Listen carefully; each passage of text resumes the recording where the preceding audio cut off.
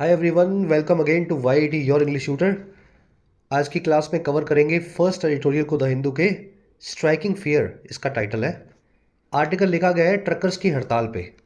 सभी जो truck driver है देश भर में हड़ताल पे बैठे हैं और ये बैठे हैं एक नए कानून के सामने, जो कानून है हिट एंड रन का। चलिए डिटेल में देखेंगे इस आर्टिकल को। सोशली सभी को पता होना चाहिए इस चीज़ के बारे में कि अगर आप रोड पे एक्सीडेंट करते हैं तो अब उसकी सज़ा क्या हो सकती है। 10 साल की सज़ा हो सकती है अगर एक्सीडेंट में किसी को मार के अगर आप भाग जाएं तो। चलिए आपका क्विज है आज का। जो भी इस आर्टिकल में सीखे इस क्विज पे अप्लाई करें। ग्रामर, वोकैब, कॉम्प्रिहेंशन तीनों इसमें आ जाएगा। छोटा सा क्विज है लेकिन आपका ओवरऑल टेस्ट हो जाएगा इस क्विज के जरिए। क्लास के लास्ट में इस क्विज से निपटेंगे। अभी क्लास को शुरू करते हैं।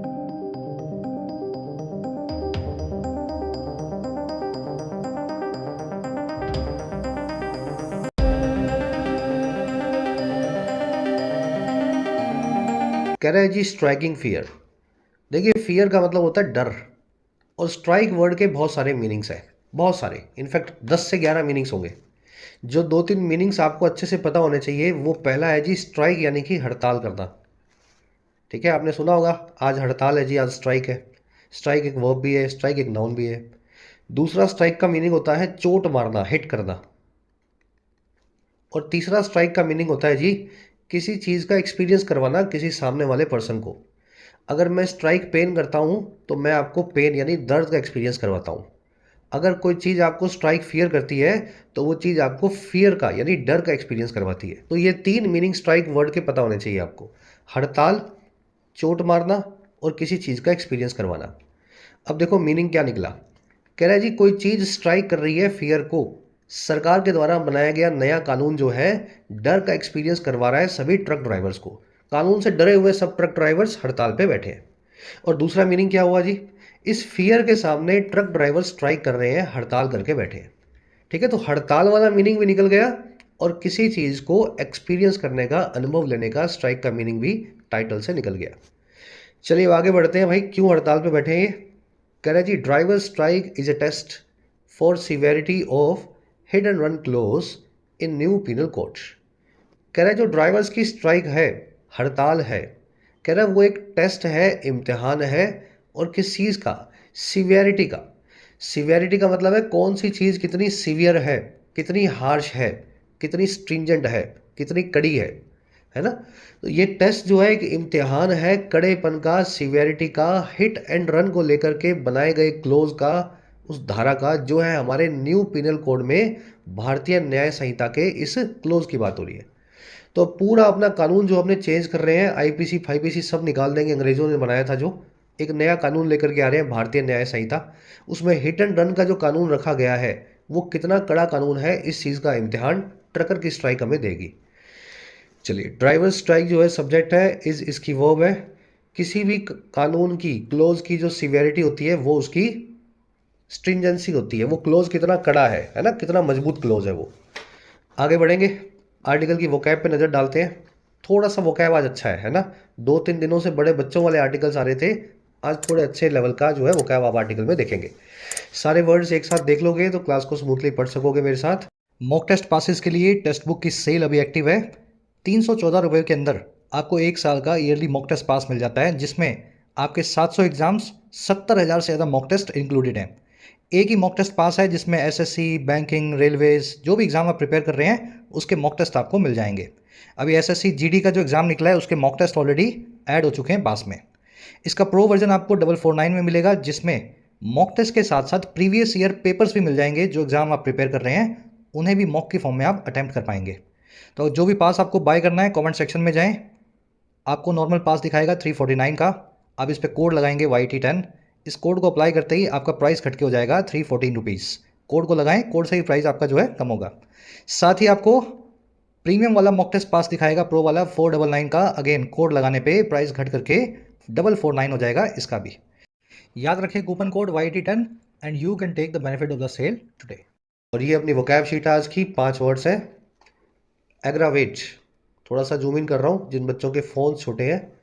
एग्रावेट, एक्सेसरबेट, एक्सेसपीरेट, डिटीरियोरेट, वर्सन, सब का मतलब होता है जी किसी चीज़ को बद से बदतर बनाना, किसी चीज़ को, समझ गए, मामले को ख़राब करना। The medicine aggravated her symptoms, medicine ने खराब कर दिया उसके सिम्टम्स को। पहले उसको सर दर्द हो रहा था, लेकिन मेडिसिन खाने के बाद में सर दर्द और ज़्यादा होने लगा, है ना, तो एग्रावेट हो गए उसके सिम्टम्स। अब ये एग्रावेट वर्ब तो आपने समझ ली, बद से बदतर बनाने के लिए। एग्रावेटेड, एग्रावेटेड यानी कि बहुत खराब हो चुकी हुई कोई चीज़। समझ पाए मेरी बात को? एग्रावेटेड कंडीशन यानी वो मरीज जिसकी कंडीशन बहुत खराब हो चुकी है। तो एग्रावेटेड नाम का एडजेक्टिव आर्टिकल में आप देखेंगे। अगला वर्ड है अपने पास नेग्लिजेंस। नेग्लिजेंस होती है केयरलेसनेस, लापरवाही।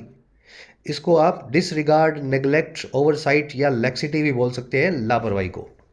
कोविड-19 snowballed into a health disaster due to China's negligence, या टू लगा लेना, शायद मिसिंग है, ठीक है। कोविड-19 स्नो बॉल कर गई। स्नो बॉल करना यानी किसी चीज़ का बहुत बड़ा बन जाना। छोटी सी चीज़ जब स्नो की बॉल जब अगर आप खेलेंगे उससे स्नो में, तो वो बहुत बड़ी बॉल बन जाएगी थोड़ी देर में, अपने साथ में स्नो को चिपकाते चिपकाते। तो किसी चीज़ का बहुत बड़ा बन जाना। तो कोविड-19 भी बहुत बड़ी बन गई एक हेल्थ डिजास्टर में, एक स्वास्थ्य रूपी आपदा में। और ये हुआ इस वजह से क्योंकि चाइना की नेग्लिजेंस थी, चाइना की लापरवाही थी। शुरू में ही चाइनीज लोग सच बता देते कि क्या हो रहा है, तो इतनी बड़ी ये महामारी नहीं होनी चाहिए थी। चलिए अगला वर्ड है रेपरकशंस। रेपरकशंस का मतलब होता है बुरे कॉन्सिक्वेंसेस, बैड कॉन्सिक्वेंसेस। लेकिन कौन से वाले? जो आगे जा कर के आएंगे। भाई कोई काम आपने आज किया और उसका बुरा परिणाम, बुरा नतीजा आप देख रहे हैं 2.5 साल बाद, फिर आप सोचेंगे कि ये क्यों हुआ। तो आप सोचेंगे तो आपको पता लगेगा कि मैंने 2.5 साल पहले कुछ ऐसा किया था। तो वो जो गलत काम आप 2.5 साल पहले कर रहे हो, जिसके 2 साल 2.5 साल बाद आपको बैड कॉन्सिक्वेंसेज मिल रहे हैं, उसी को बोलते हैं अंग्रेजी में रेपरकशन। कोविड-19 lockdowns have brought in severe economic repercussions for Sri Lanka. कोविड-19 के लॉकडाउन्स लेकर के आए हैं बहुत ही खराब रेपरकशंस को, बैड कॉन्सिक्वेंसेज को श्रीलंका के लिए। इनको इम्प्लीकेशन भी बोलते हैं, रेमिफिकेशन भी बोलते हैं, साइड इफेक्ट्स भी बोलते हैं। You will see the word implication in the article today. चलिए अगला वर्ड है अपना रिगरस। ये वर्ड बना है रिगर से। किससे बना है जी? रिगर। रिगर का मतलब होता है कड़ापन, स्ट्रिंजेंसी, हार्शनेस। तो रिगरस का मतलब हो गया कड़ा यानी कि हार्श। अगर कोई कानून रिगरस है तो वो कानून ऐसा है जो बिल्कुल भी आपको माफ़ी नहीं देता। अगर किसी स्कूल में डिसिप्लिन बहुत रिगरस है तो ऐसा डिसिप्लिन है जिसमें आपको हर वक्त ध्यान रखना है, नहीं तो आपको सज़ा कभी भी मिल सकती है। Army schools are known for their rigorous discipline. Army schools जाने जाते हैं अपने कड़े यानी हार्श यानी कि रिगरस डिसिप्लिन यानी अनुशासन के लिए। रिगरस को स्ट्रिंजेंट बोलते हैं। आज स्ट्रिंजेंट नाम का वर्ड आर्टिकल में आप देखेंगे। चलिए लास्ट वर्ड है ऑनेस्ट। ये वर्ड ब्रेक करके आपको समझाते हैं। ऑन प्लस में अस, है ना, ऑनस। ऑन मतलब ऊपर, अस मतलब हमारे, और हमारे ऊपर क्या होती है? जिम्मेदारी होती है। ऑनस का मतलब है रिस्पॉन्सिबिलिटी या जिम्मेदारी। The honours of maintaining law and order is on police. जिम्मेदारी जो है कानून व्यवस्था को बनाने की, लॉ एंड ऑर्डर को मेंटेन करने की, वो पुलिस पे है। ऑनर्स एक नाउन है, इसको सही कर देंगे, एडजेक्टिव लिखा हुआ है। ऑनर्स से बनती है एडजेक्टिव फॉर्म ऑनरस, जिम्मेदारी भरा। और जिम्मेदारी भरे को आप बर्डनसम या आर्डुअस भी बोलते हैं, ठीक है। तो ऑनरस, आर्डुअस, दोनों चीज़ें जिसमें जिम्मेदारी भरी हो। चलिए भारी भरकम वर्ड से थोड़े अब शुरू करेंगे, अपनी एक समरी लेते हैं आर्टिकल की, पता लगे क्या हुआ है। देखिए ट्रक वाले स्ट्राइक कर रहे हैं, हड़ताल पे बैठे हैं, और इसका रीज़न है सरकार का एक नया कानून बनाया जाना। कानून है हिट एंड रन क्लोज का। ये कानून ये कहता है कि अगर सड़क हादसे में किसी की मौत हो जाए आपसे, एक्सीडेंट में, और आप वहाँ से भाग निकले, तो आपको 10 साल की सज़ा हो सकती है। अब ये बात तो बिल्कुल सही है, सड़क हादसे में अगर आपसे किसी की डेथ हो जाए तो भागना क्यों है? हो सकता है आप वहाँ पे रुके और मरीज को अस्पताल ले जाए तो उसकी डेथ ही ना हो। तो कानून तो बिल्कुल सही भावना से बनाया गया है। लेकिन ट्रक वाले स्ट्राइक इसलिए कर रहे हैं, इनका ये कहना है कि अगर हम वहाँ से ना भागे ना तो मॉब लिंचिंग हो जाए। अगर हम वहाँ से ना भागें तो लोग बड़े व्हीकल वाले को पकड़ के पेल देते हैं, हमें तो मार देंगे लोग, तो हमें तो भागना वहाँ से मजबूरी है। तो अगर इस कानून में ना भागे तो लोग वहीं हमारा फैसला कर देंगे, और भाग गए तो पुलिस 10 साल की सज़ा दे देगी कोर्ट, तो हम कहाँ जाएं। आर्टिकल में एनालाइज किया गया इसी चीज़ को, दोनों पहलुओं को, और ये कहा गया है कि हिट एंड रन क्लोज को थोड़ा चेंज करना चाहिए, और पुलिस को भी थोड़ा और मुस्तैद करना पड़ेगा, ताकि पुलिस फटाफट से एक्सीडेंट के स्पॉट पे पहुंचे और बड़े व्हीकल वाले को लोग मार ना पाए, पीट ना पाए। और थोड़ा सा इस क्लोज में इस तरीके से चेंज करो कि जिस आदमी ने एक्सीडेंट किया है अगर वो 2 किलोमीटर दूर जा कर के भी पुलिस को फ़ोन कर दे तो वो हिट एंड रन का शिकार ना होगा। भाई वहाँ से तो भाग लिया, लेकिन 2 किलोमीटर जाकर के उसने फ़ोन कर दिया पुलिस को कि भैया मेरे से एक्सीडेंट हो गया, तो उस आदमी को आप हिट एंड रन का 10 साल की सज़ा का जो है केस ना चलाएंगे। चलिए आज की टोन एनालाइज कर रहा है। अब शुरू करते हैं आर्टिकल को। कह रहा है जी, द प्रोविजन इन भारतीय न्याय संहिता और BNS that treats hit and run accident cases as an aggravated form of the offence of causing death by rashness or negligence will be the first in the new yet to be implemented code to be scrutinized for its severity। कह रहे जो provision है, जो close है, जो कानून है, धारा है भारतीय न्याय संहिता नाम की इस किताब में, कह रहे वो धारा जो ट्रीट करती है हिट एंड रन के एक्सीडेंट केसेस को, मार करके भाग जाने वाले एक्सीडेंट केसेस को। और कैसे ट्रीट करती है भाई इसको? एक बहुत ही खराब फॉर्म ऑफ ऑफेंस के तौर पे, एग्रावेटेड फॉर्म ऑफ ऑफेंस के तौर पे। ऑफेंस यानी गुनाह। इसको एक बहुत बड़ा गंदा गुनाह बनाती है कि अगर आपने मारा तो भागना नहीं है, अगर उसकी मौत हो गई तो आप उसके जिम्मेदार होंगे। कह रहे और ये ऑफेंस क्या है? ऑफेंस है कॉज करने का, डेथ, किसी की जान लेने का। और किस वजह से? रैशनेस और नेग्लिजेंस की वजह से। रैशलेस का मतलब होता है आप रैश ड्राइविंग कर रहे हैं, बहुत तेज चला रहे हैं गाड़ी, टेढ़ी मेढ़ी चला रहे हैं। और नेग्लिजेंस का मतलब होता है आप लापरवाह हैं, वक्त पे ब्रेक नहीं लगा रहे। कह रहे ये जो प्रोविजन है ना, जो इस तरीके से हिट एंड रन को एक बहुत भयंकर गुनाह बना देता है। कह रहा है अब इस प्रोविजन का होगा इम्तिहान। ये प्रोविजन जो है विल बी होगा पहला इस नए yet to be implemented code में, इस नए अभी भी इम्प्लीमेंट किए जाने वाले बाकी कोड में। और ये होगा स्क्रूटनाइज, ये होगा इन्वेस्टिगेटेड, इसकी जांच होगी। और किसके लिए? इसकी सीवियरिटी के लिए, कि ये कितना सीवियर है, कितना कड़ा है, कितना हार्श है। समझा मेरी बात को? तो भारतीय न्याय संहिता तो पूरी किताब है, इसमें बहुत सारे कानून है, 1000 कानून होंगे इसमें, तो 10,000 कानून भी हो सकते हैं। पर भारतीय न्याय संहिता अभी तक लगा नहीं है, अभी तो इसको बना करके खाली रखा गया है। तो इसमें ये जो प्रोविजन है ना, वो पहला प्रोविजन होगा जो भारतीय न्याय संहिता का, जिस पे पब्लिक पे बहस होगी, जिसको स्क्रूटनाइज किया जाएगा कि ये प्रोविजन कितना गलत है, कितना सही है। अब ऐसे और भी प्रोविजन होंगे, सब प्रोविजन पे आप देखेंगे कुछ ना कुछ, किसी ना किसी तरह की कंट्रोवर्सी होगी। समझ पाए बात को? तो प्रोविजन ऑफ भारतीय न्याय संहिता आपका सब्जेक्ट है। प्रोविजन की वर्ब है विल बी। ये प्रोविजन होगा पहला जिसकी होने वाली है स्क्रूटनी, इसकी सीवियरिटी के लिए। एग्रावेटेड यानी बहुत खराब।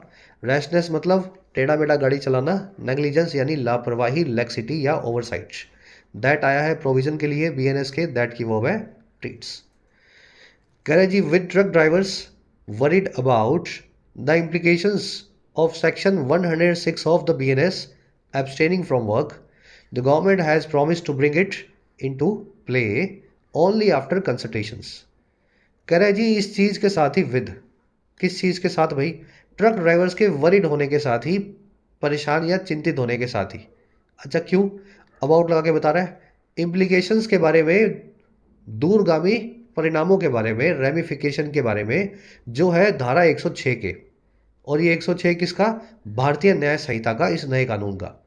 कह रहा है जी ये जो ट्रक ड्राइवर्स हैं, इनके वरीड जो है ये इस चीज़ को लेकर के, कह रहा है इनके एब्सटेन करने के साथ ही, परहेज करने के साथ ही काम से, काम तो ये कर नहीं रहे, अब सड़क पे बैठ गए हैं, कोई ट्रक व्रक नहीं चल रहा। कह रहा है ऐसे परेशान ट्रक ड्राइवरों के काम का बॉयकॉट करने के साथ ही हुआ क्या? हुआ ये, सरकार ने कर दिया है वादा, एक प्रॉमिस, कि ये कानून सरकार ब्रिंग इनटू प्ले करेगी, इस कानून को इफेक्ट करेगी, है ना, असर में लाएगी, इम्प्लीमेंट करेगी, महज कंसल्टेशन के बाद ही, बातचीत के बाद ही। और बातचीत किससे होगी? With all India motor transport Congress, इस पूरी यूनियन के साथ। तो सरकार ने तो फटाफट बोल दिया भाई हड़ताल मत करो, जो भी लग रहा है हम सुनेंगे आपकी बात, और आपकी यूनियन से बात करने के बाद इस कानून को हम जो है इम्प्लीमेंट करेंगे। गवर्नमेंट की वर्ब है हैज़ प्रॉमिस्ड। एब्सटेन फ्रॉम करना, रिफ्रेन फ्रॉम करना, प्रोहिबिट फ्रॉम करना, किसी चीज़ से परहेज करना, दूर रहना। ठीक है? अगर आप एब्सटेन फ्रॉम शुगर कर रहे हैं तो आप मीठा नहीं खाते हैं, तो ये एब्सटेन और रिफ्रेन, यहाँ लिख दो रिफ्रेन। ठीक है? ये दोनों वर्ड जो है एक जैसे ही हैं, ध्यान रखना इनको। इनके बाद हमेशा फ्रॉम लगेगा और फिर लगेगी वर्ब की आईएनजी फॉर्म। बड़े आगे आज के क्विज में आपसे पूछा हुआ है, एब्सटेन के बाद में फोर वोर कुछ नहीं लगेगा, फ्रॉम ही लगाना है। आगे कह रहे हैं जी, कहाँ गया? हाँ, however with the transporters body taking the stand, that the strike was primarily resorted to by the drivers who feared additional criminal liability. The issue will require tactful handling. कह रहा है लेकिन हुआ क्या, सरकार ने तो प्रॉमिस कर दिया। कह रहा है हालांकि ये जो ट्रांसपोर्टर्स की बॉडी है, all India motor transport Congress जो है, इनकी जो संस्था है, कह रहा है इसके विद, देखो साथ ही, विद यानी साथ ही, इसके साथ ही लेने के एक स्टैंड, इस स्टैंड को लेने के या पोजीशन को लेने के, और पोजीशन ये कि स्ट्राइक जो है मुख्यतः रिसोर्ट टू की गई है, स्ट्राइक पे, स्ट्राइक का सहारा लिया गया है, स्ट्राइक पे उतरा गया है ड्राइवर्स के द्वारा, ट्रक जो है चलाने वालों के द्वारा। और ये वो ड्राइवर्स हैं जो डर रहे हैं एडिशनल क्रिमिनल लाइबिलिटी से, मुफ्त की जो इनको सजा मिल जाएगी एडिशनल वाली, पहले 1-2 साल थी, अब 10 साल कर दिए सरकार ने। कह रहा है इनके स्टैंड को लेने के साथ ही अब ये जो पूरा इशू है ये रिक्वायर करेगा, जरूरी बनाएगा बहुत ही अच्छे तरीके से होने वाली हैंडलिंग को, बहुत ही स्किलफुल या टैक्टफुल हैंडलिंग को। तो सरकार ने बोला ट्रक यूनियन वालों से आप बात करेंगे, बात करने के बाद कानून को लगाएंगे। लेकिन यूनियन वालों ने क्या बोला, बोला जी हमने तो हड़ताल की ही नहीं, हमसे क्या कंसल्टेशन करोगे आप, हम तो हड़ताल कर ही नहीं रहे, हड़ताल कर रहे हैं हमारे ड्राइवर, हमें कोई प्रॉब्लम नहीं है नए कानून से, हमारे ड्राइवर कह रहे हैं कि ये कानून बड़ा ख़राब है, ये रुक जाते हैं एक्सीडेंट स्पॉट पे तो इनको मार देती है पब्लिक, और ये भाग रहे हैं तो इनको एडिशनल क्रिमिनल लाइबिलिटी पड़ेगी, 10 साल इनको जेल में डाल दिया जाएगा। तो ये जो है ना इशू, इन ड्राइवर्स के इन्वॉल्व हो जाने की वजह से इसमें बड़ी स्किलफुल हैंडलिंग चाहिए होगी सरकार को, अच्छे से इसको हैंडल करना पड़ेगा, नहीं तो पूरा इलेक्शन का माहौल जो है बिगड़ जाएगा।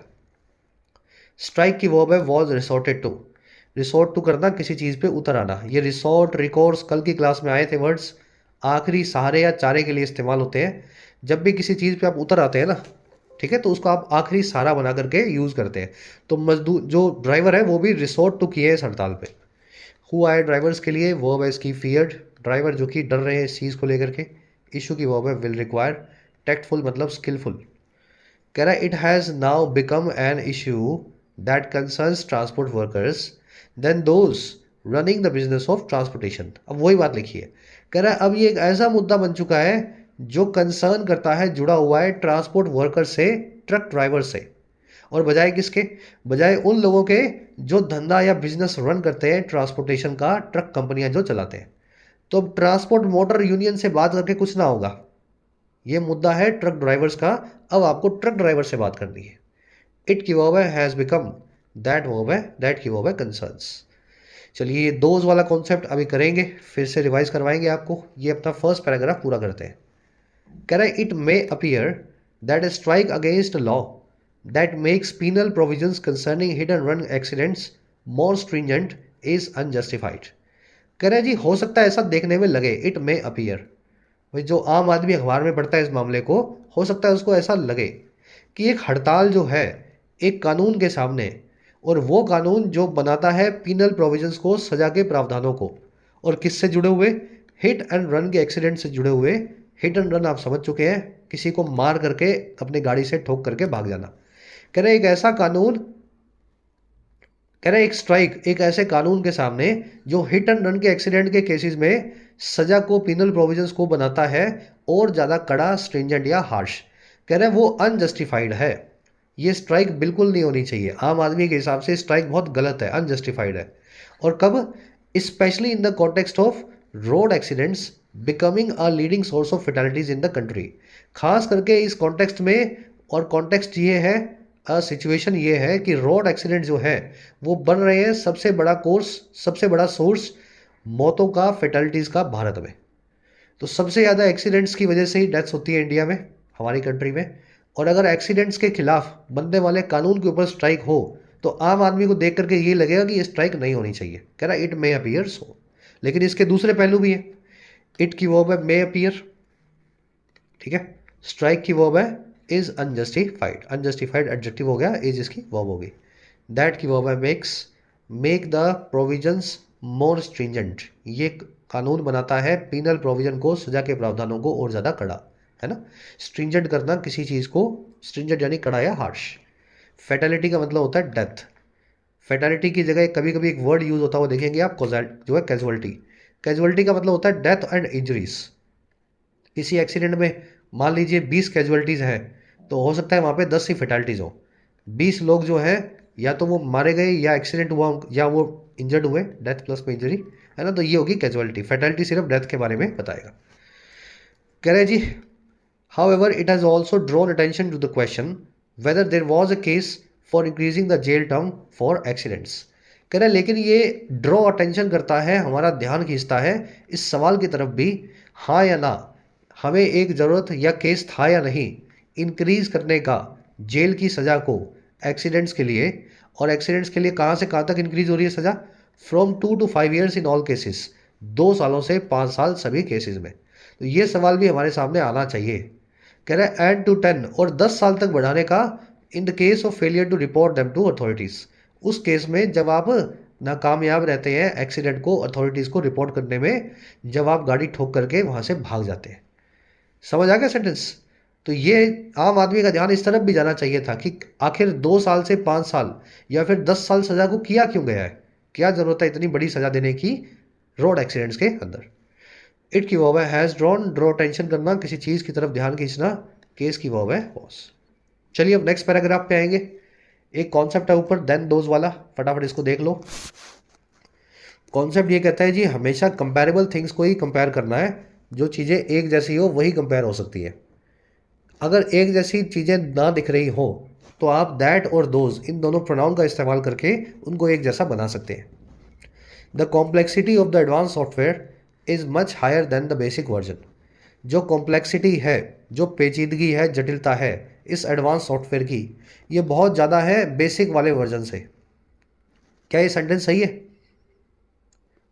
हिंदी में सही है, इंग्लिश में गलत है। इसकी पेचीदगी जो है इस बेसिक वर्जन से ज़्यादा नहीं हो सकती, इस बेसिक वर्जन की पेचीदगी से ज़्यादा हो सकती है। कॉम्प्लेक्सिटी को कॉम्प्लेक्सिटी से ही आप जो है कंपेयर करेंगे। भाई यही तो ये कॉन्सेप्ट है, कंपैरिजन कंपैरेबल थिंग्स के बीच में होता है। भाई इसकी कॉम्प्लेक्सिटी बेसिक वर्जन की कॉम्प्लेक्सिटी से ज़्यादा होगी ना, तो यहाँ लिखेंगे then the complexity of the basic version. अब ये जो द कॉम्प्लेक्सिटी है ये आप पहले भी देख चुकी हो और बाद भी देख रहे हो, ठीक है। सेंटेंस तो आपने सही कर दिया, लेकिन एक ही वर्ड को आपने 2 बार जो है लिख दिया, तो इसकी जगह आप दूसरी बार जो है ना यहाँ पे इस्तेमाल कर सकते हैं दैट नाम के प्रोनाउन का। The complexity of the advance software is much higher than that of the basic version. That अपने आप ही बता रहा है कि कॉम्प्लेक्सिटी की बात हो रही है, दो चीज़ों को कंपेयर आप कर रहे हैं एक जैसी को। अब एक सेंटेंस और देखो, the requirements for the advance course are more demanding than the introductory class. जो रिक्वायरमेंट है एडवांस कोर्स की वो ज़्यादा डिमांडिंग है बजाय इंट्रोडक्टरी क्लास के। रिक्वायरमेंट डिमांडिंग होगी इंट्रोडक्टरी क्लास से ज़्यादा नहीं, इंट्रोडक्टरी क्लास की रिक्वायरमेंट से ज़्यादा। भाई इसकी रिक्वायरमेंट से ज़्यादा डिमांडिंग होगी ना, इससे ज़्यादा डिमांडिंग कैसे हो सकती है? समझ पाए मेरी बात?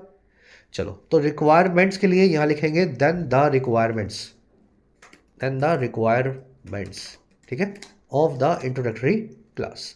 लेकिन दिक्कत ये है कि द रिक्वायरमेंट्स यहाँ भी लिख दिया, द रिक्वायरमेंट्स पहले भी लिख चुके।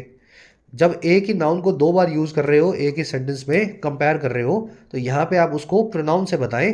द रिक्वायरमेंट्स की जगह यहाँ लिखें, क्या लिखेंगे? दैट। लेकिन ध्यान देना दैट तब लगेगा जब सिंगुलर चीज़ हो, यहाँ रिक्वायरमेंट्स है तो यहाँ लगेगा दोज। समझ गए?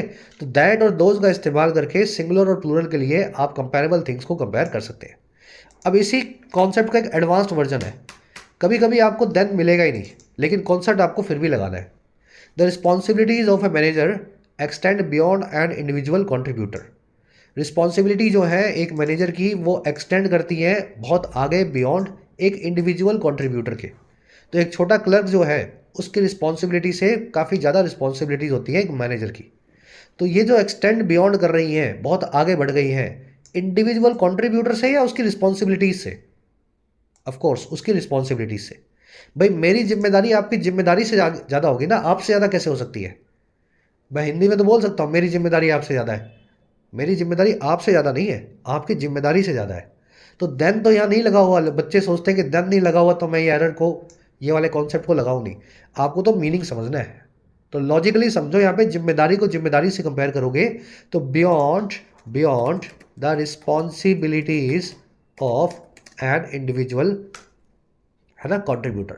और रिस्पॉन्सिबिलिटीज के लिए आप यहाँ लगा देंगे दोस, राइट, प्लूरल है तो दोस। तो ये कॉन्सेप्ट जो है देन के ऊपर डिपेंडेंट नहीं है, कॉन्सेप्ट कुछ और है, आप इसकी भावना को समझें। तो बस यहाँ भी वही हुआ है, यहाँ लगाया गया कि ये एक इशू बन गया है ट्रांसपोर्ट वर्कर्स का, ट्रक ड्राइवर्स का, बजाय उन लोगों के जो रन कर रहे हैं बिजनेस ऑफ ट्रांसपोर्टेशन के। ठीक है ना, तो दोज यहाँ पे बता रहा है, उन लोगों की बात कर रहा है जो ट्रांसपोर्ट का बिजनेस चलाते हैं। चलिए आएंगे नेक्स्ट पैराग्राफ पे।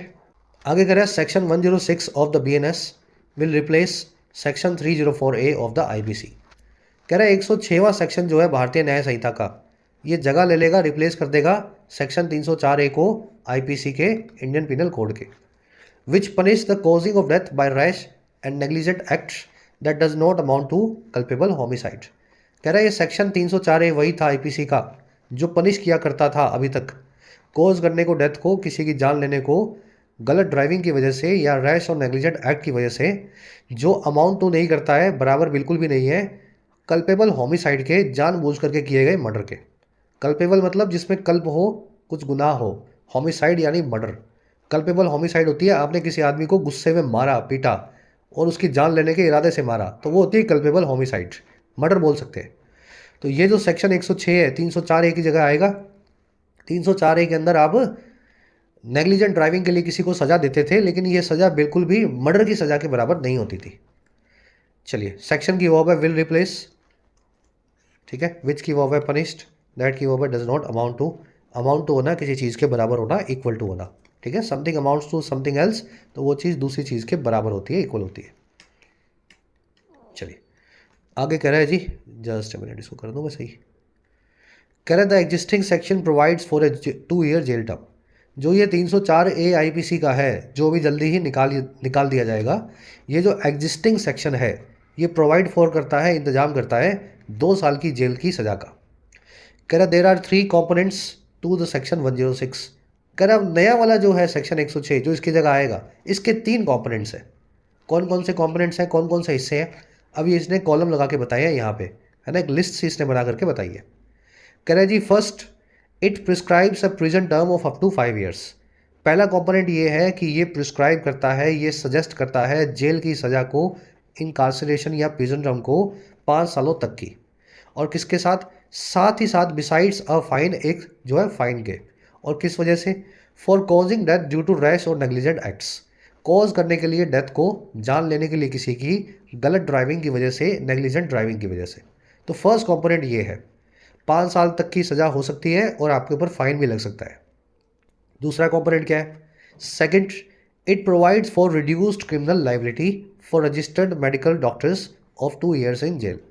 ये प्रोवाइड फॉर करता है, इंतजाम करता है कम की गई क्रिमिनल लाइबिलिटी का, जो है रजिस्टर्ड मेडिकल डॉक्टर्स के लिए, एलोपैथिक या आयुर्वेदिक या होम्योपैथिक डॉक्टर्स के लिए, जो है 3 साल की जेल में।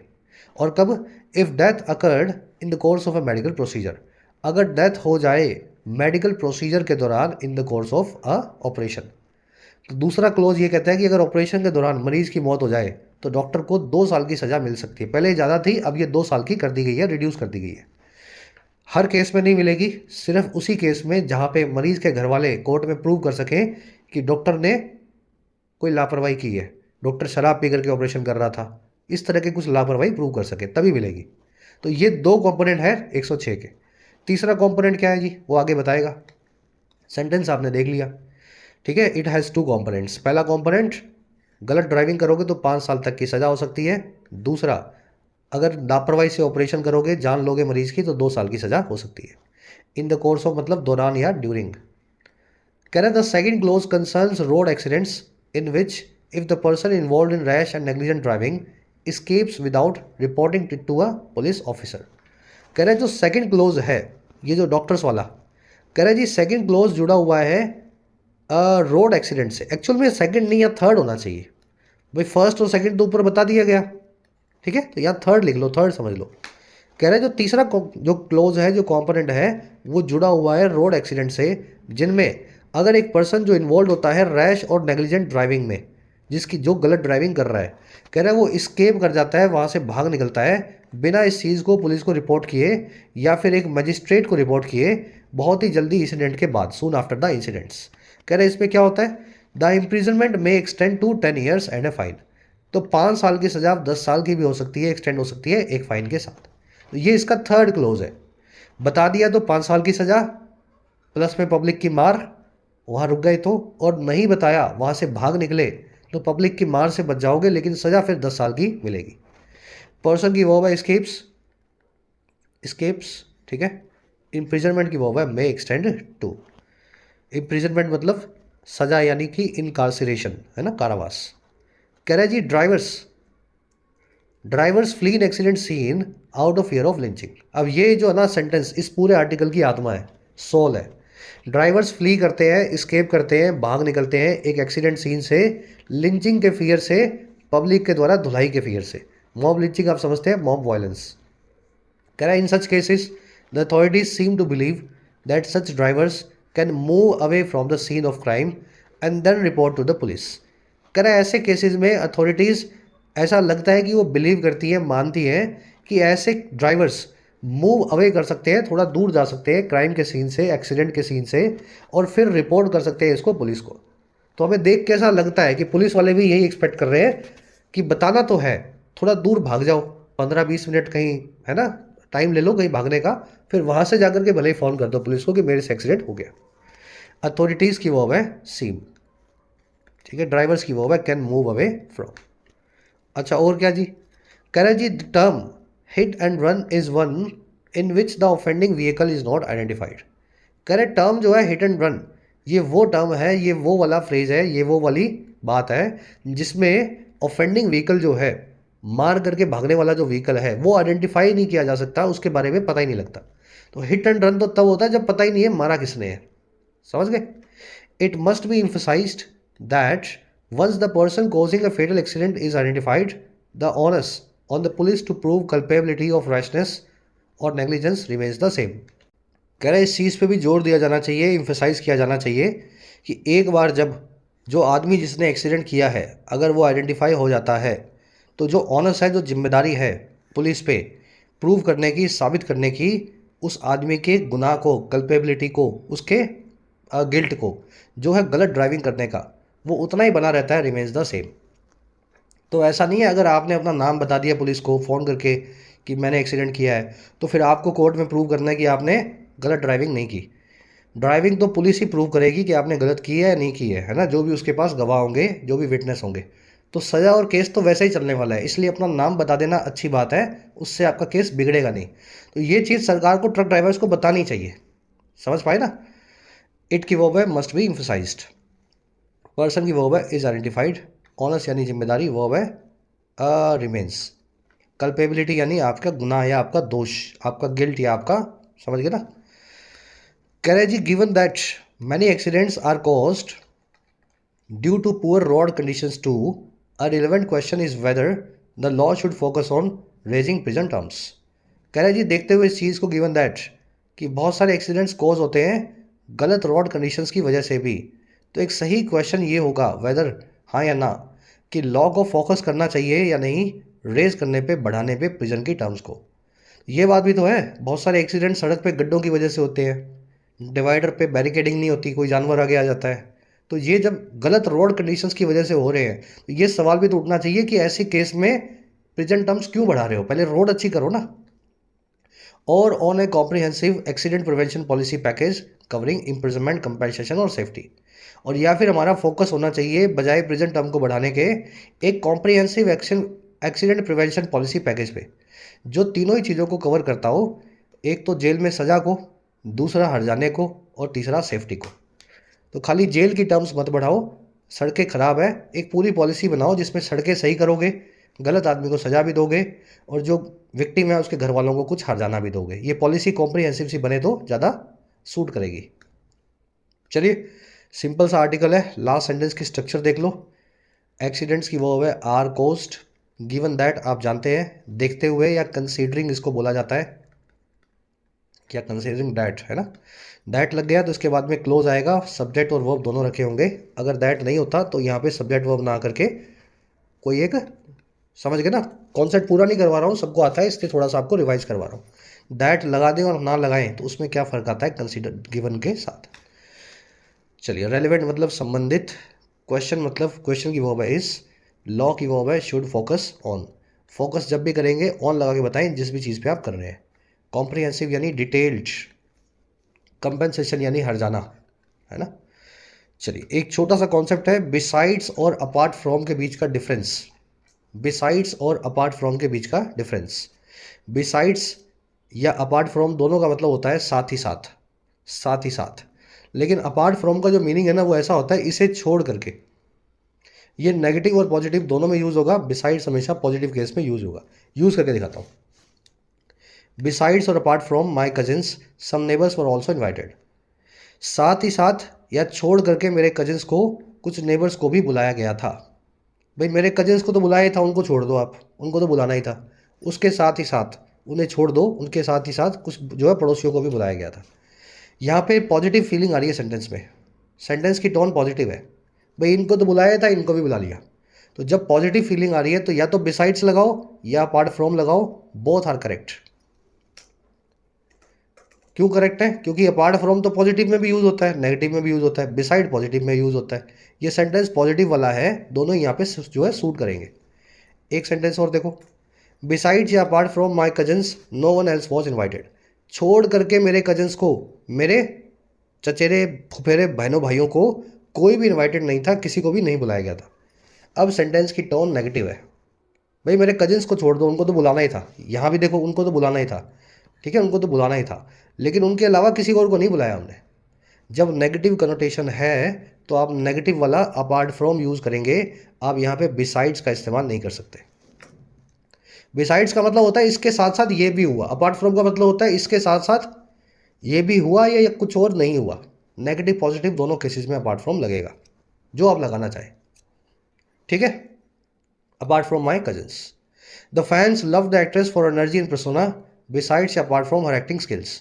फैंस को बहुत पसंद आई एक्ट्रेस की एनर्जी और पर्सनैलिटी, साथ ही साथ उसकी एक्टिंग स्किल्स के। तो एक्टिंग स्किल्स तो पसंद आई ही आई, बहुत पसंद आई ही आई, लेकिन उसके साथ साथ उसकी एक्ट्रेस की एनर्जी और पर्सनैलिटी भी बहुत अच्छी लगी।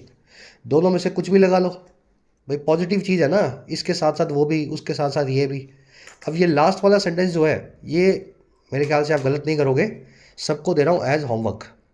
The fans disliked everything about the actress. Fans को कुछ भी पसंद नहीं आया एक्ट्रेस के बारे में, अपार्ट फ्रॉम या बिसाइड्स हर एक्टिंग स्किल्स, उसकी एक्टिंग स्किल्स को छोड़ करके। एक्टिंग तो पसंद आई ही आई, लेकिन उसके अलावा कुछ पसंद नहीं आया। तो क्या लगाऊं इधर भाई, क्या लगाऊं? चूज करके बताना। ये कॉन्सेप्ट आपको बड़े सहज तरीके से समझाने की कोशिश करता हूं मैं। किताबों में समझोगे तो कुछ समझ नहीं आएगा, लॉजिक नहीं पता लगेगा। यहाँ आपने लॉजिक सीख लिया, अब आप किसी दूसरे बच्चे को बता भी सकते हैं कि देख भाई बिसाइड्स इसलिए नहीं लगेगा क्योंकि ऐसा है, ऐसा है, यहाँ पे अपार्ट फ्रॉम लगेगा। तो कोशिश यही है कि इसी तरीके से आपको समझाएं। लास्ट क्वेश्चन को खुद से ट्राई देना, कमेंट्स में डालना आंसर को।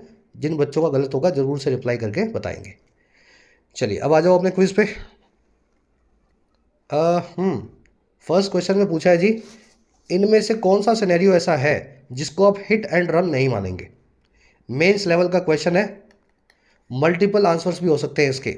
यानी हो सकता है बी और सी दोनों हिट एंड रन ना हो सकता है ए और बी दोनों ना हो सकता है खाली बी ना हो, ए ना हो, या खाली सी ना हो। सही आंसर को आपको चूज करना है। फर्स्ट कमेंट में मैंने आंसर डाल दिया है इसी वीडियो के नीचे कमेंट सेक्शन में, पढ़ो इनको। इन तीनों केसेस को देखो, आपको क्या लगता है कौन कौन सा केस हिट एंड रन का केस नहीं है? भाई एक में तो वहाँ से भाग गया, फिर पुलिस को बता दिया, फिर एक में वहाँ खड़ा रह गया, पुलिस को बता दिया, फिर एक में भाग गया वहाँ से, पुलिस को बताया ही नहीं। तो कौन सा हिट एंड रन नहीं बनेगा? मैथ्स द कॉलम्स करने हैं, ये आप खुद से कर लेंगे। ओवरसाइट है ना, आर्डिवस, लैक्सिटी, रेमिफिकेशन, रिग्रेस, सारे वर्ड्स आपको करवाए गए। लास्ट वाले में 3 एरर्स है, और जो मैंने डार्क ब्लैक किए हैं ना, ये जो बोल्ड है, इनके अंदर आपको एरर्स मिलेंगी। रिफरेंट, देन और बिसाइड्स, इन वर्ड्स के आसपास या इनकी वजह से आपको एरर्स मिलेंगी। आउट ऑफ 8 कितने मार्क्स मिले? फर्स्ट कमेंट से चेक करके बताना अपने आसपास को मेरे आंसर से मैच करके। कल की क्लास में लेंगे मुलाकात। Until then